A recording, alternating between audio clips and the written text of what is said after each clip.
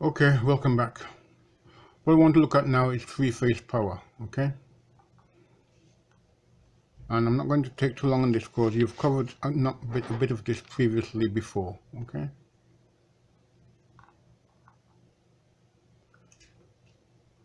So let's go to our heading, okay? For the electrical principles, level 3, okay? Three-phase power, okay? That's what I'm going to look at, three-phase power.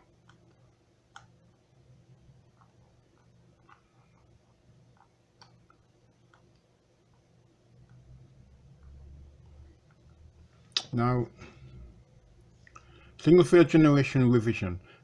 Right now, you've covered a lot of this already, okay? E equal BLV.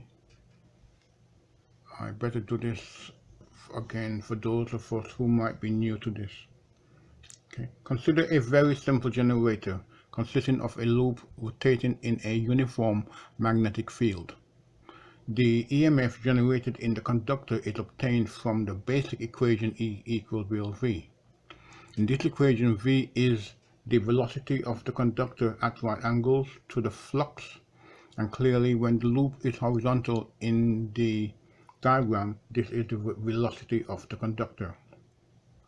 When the loop is in the vertical plane, the velocity is parallel to the flux and no EMF is produced. At any other position, the velocity is found by resolving V in the vertical direction, hence E equals BLV sine theta, and this gives a sinusoidal alternating voltage. Okay, and here's what we're looking at.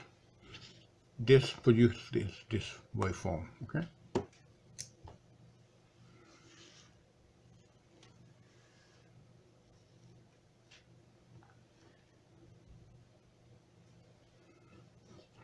In a practical AC generator, the loop would have more turns to increase the effective length, and slip rings would be used to connect the loop to the external system. Three-phase generation. Suppose we use three loops A, B, and C instead of one, spaced at 120 degrees as shown.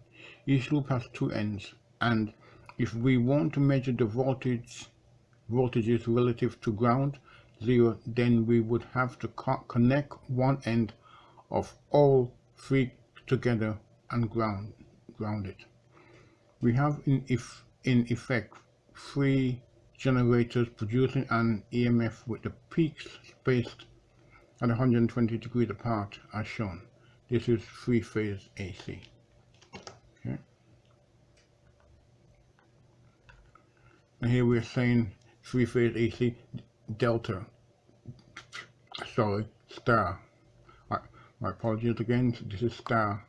So I was going to mention that delta does not have a neutral point, you just have three phases. Okay, but this is star, and this is your waveform being generated. Okay.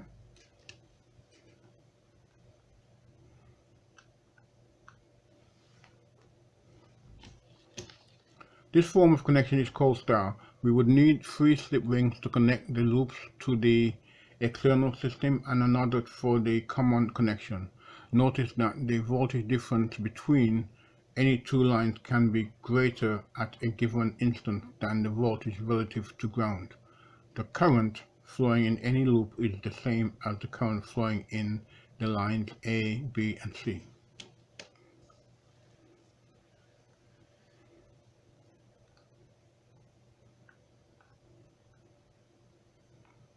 Just going back to make sure we have gotten information in. Okay.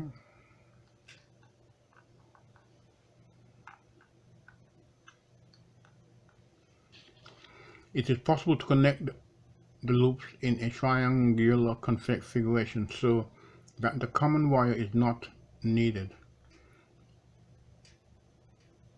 When connected as shown, it is called a delta formation. In this case, we have no ground. The current flowing in any loop is not the same as the current flowing in the lines A, B, and C. we can still use a ground zero to measure the voltages relative to ground. Okay, delta connection. Okay.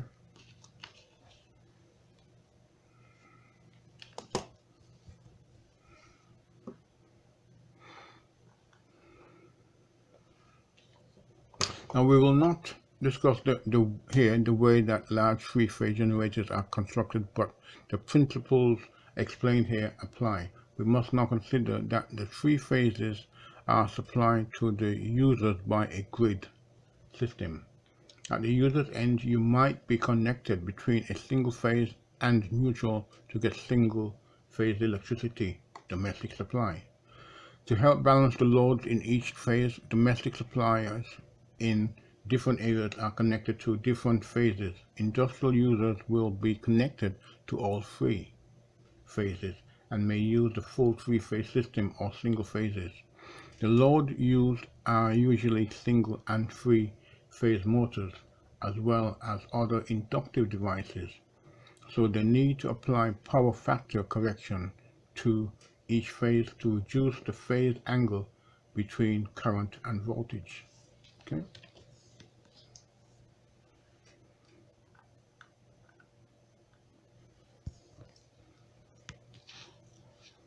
Balance loads. Electricity suppliers like to keep current and voltage the same in each phase. This is called a balance load.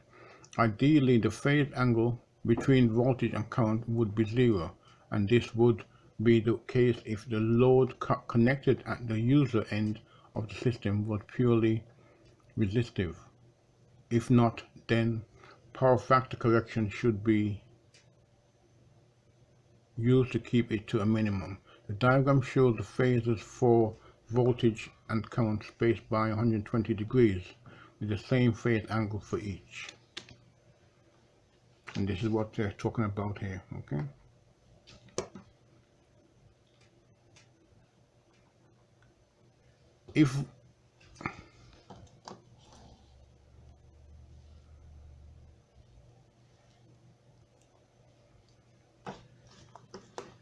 If we add the phases as shown, we get a closed triangle showing the resultant voltage and current in zero. This means that the current in the neutral or ground line is zero, and so the fourth wire is not really needed. For simplicity, in all the following work it will be assumed that the loads are balanced. Okay.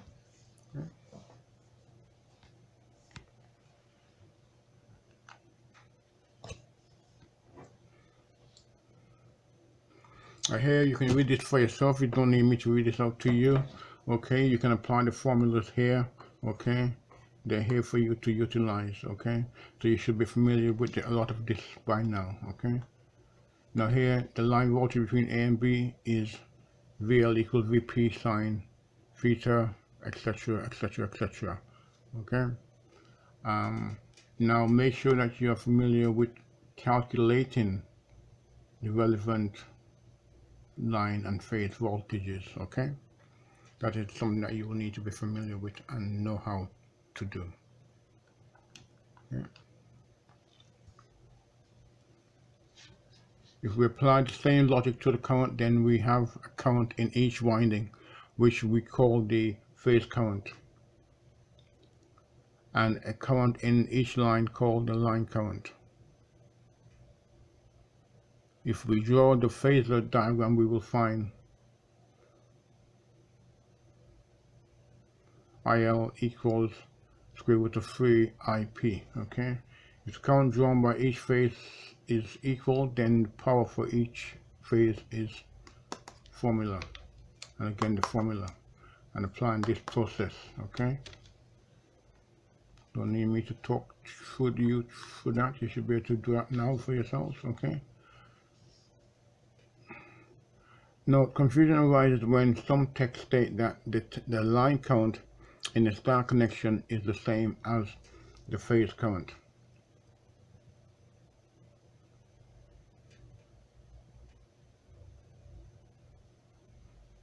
The definition used here for line current is the difference in current as measured between lines So in the above equation, strictly only use phase current.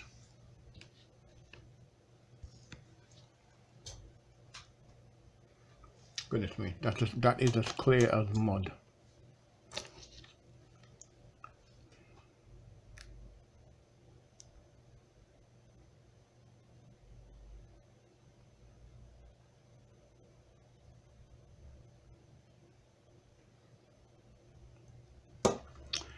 If the power in each phase is balanced and used by a purely resistive load, then the power in each is I squared R and the total is 3I squared R. Okay, and that's here. Okay, and here we have some work examples. Now look at your work examples for me, please. Make sure you can work for them and you do the self-assessments. Okay, and here we're measuring three-phase power. Okay,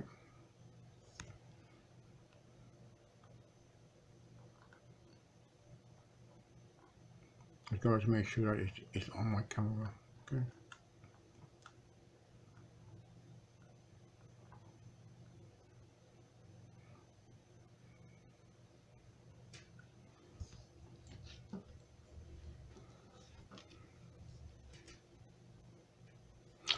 Measuring three-phase power, we might think that the simplest way to measure three-phase power is to use 3 wattmeters, one on each phase.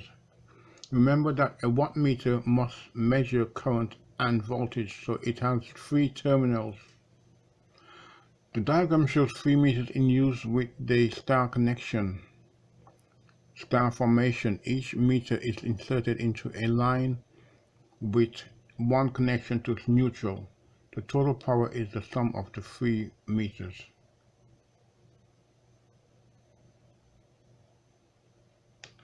One meter, 2 meters, 3 meters.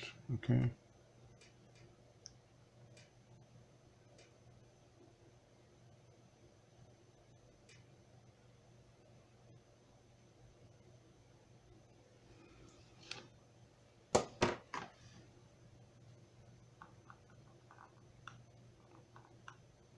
And here's your relevant formulas. Now you need to look at this yourself and write it out so you understand the criteria and it's what it's trying to say. Okay. And you need to be able to draw out phasor diagrams. Okay. Now I've drawn out quite a number of phasor diagrams myself. So I can tell you that you need to produce a table that allows you to input information. Okay. And here you are again. This means that the total power can be measured with 2 wattmeters connected as shown in the diagram. This can be used with star or delta, and the diagram shows the delta connection. Okay.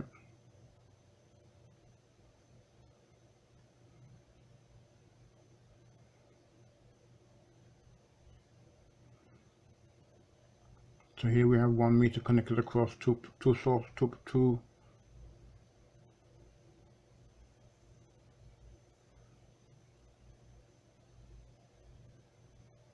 across 2 lines, phase if you prefer. Okay. So we're using 2 wattmeters to measure total power in the circuits. Induction motors now, and I'm not going to read that out to you. Okay, you're familiar with induction motors already. I did a lot of this on previously. Okay.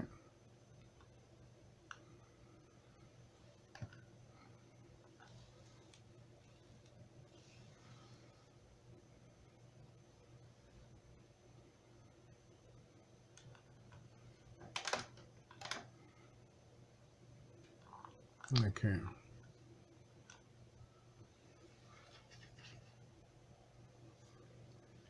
That's your coil, your stator, okay, your rotor,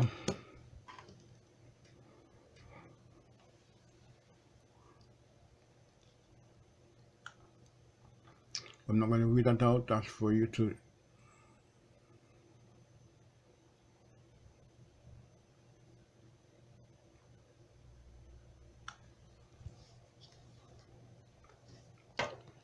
And let me just see what he's trying to say here.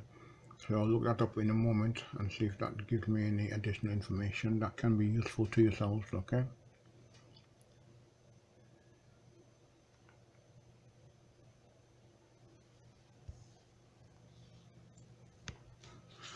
Right, the current and flux induced in the rotor conductors reacts with the rotating field, and the rotor is dragged around with the flux.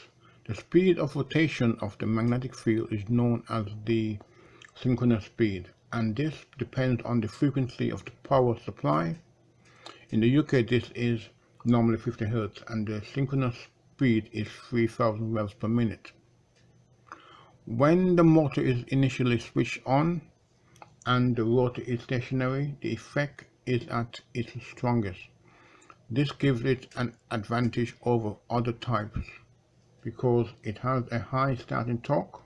The rotor can never rotate at the synchronous speed because there would be no relative motion between the magnetic field and the rotor winding, and no current could be induced. In reality, the coils in the stator overlap and are not spaced as shown. Previously, this diagram showed 3 colors representing 3 overlapping poles. Okay.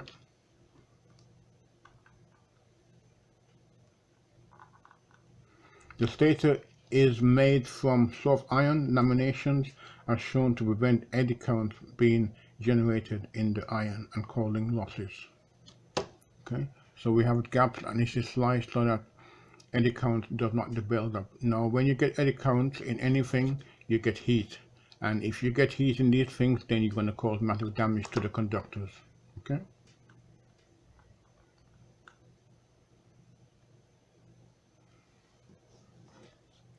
In the 3-phase induction motor, the conductors on the rotor are essentially short-circuited.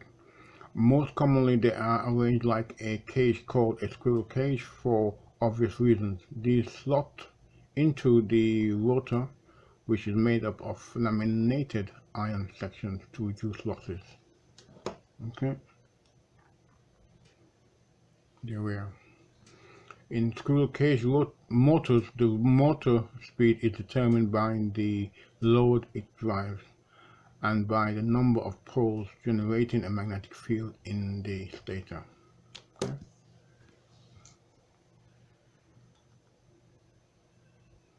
Synchronous motor. Okay, I'm not going to read that out. That's something for you to read yourselves. Okay. Right. Notes on single phase motors.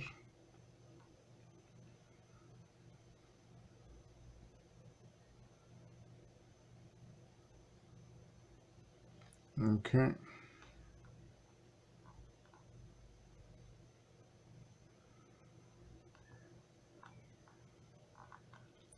Star delta starting. Okay. And this is star delta starting. It was shown earlier that the line current is related to phase current by the formula, etc. If the coils are connected in a star formation, the current flowing through them is the phase current. If the coils are connected in the delta formation, the current flowing through them is the line current. Suppose we had a 3-phase motor supplied with 415 volts and 17.3 amps line values. If the motor is connected in delta formation, we have 70.3 amps in each coil and 415 volts over each. If we connect it in star formation, we get 70.3 square root of 3 equals 10 amps in each coil, etc., etc. Okay.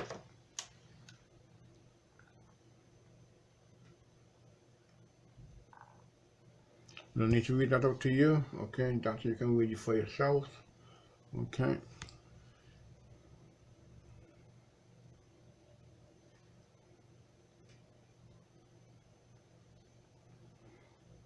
Okay, let me see if I can, for those who might be new to this. 3-phase motors running normally have their field coils connected in delta fashion because of the high current drawn on starting. When the induction effect is greatest, the coils are connected in the star formation and then change to the delta formation when it has accelerated close to its running speed. Note that the starting torque is also reduced in star formation, but this is usually sufficient to run the motor up to speed.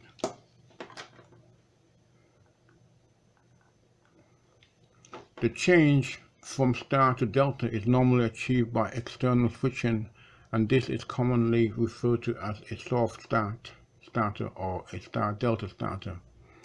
This is simply a number of contactor switches that connect the different leads together to form the required connection, i.e. star or delta. These use a specific starting sequence. Sorry, I'm just trying to keep my teeth in. Sequence with timers to switch between star and delta. The starting component needs extensive protection involving the monitoring of time, current, voltage, and motor speed. The cost of the soft starter depends on the frequency of starting, stopping the motor and the motor rating, size, and duty. When switching is done, large transients occur in the voltage and current. It is important that a short pause occurs during switchover so that the star contactors can have reliable arc quenching. This pause must not be so long that the motor decelerates. Okay, and again here we have self-assessment. Okay, and I hope you have found this useful. And again, let me just go back, recap through.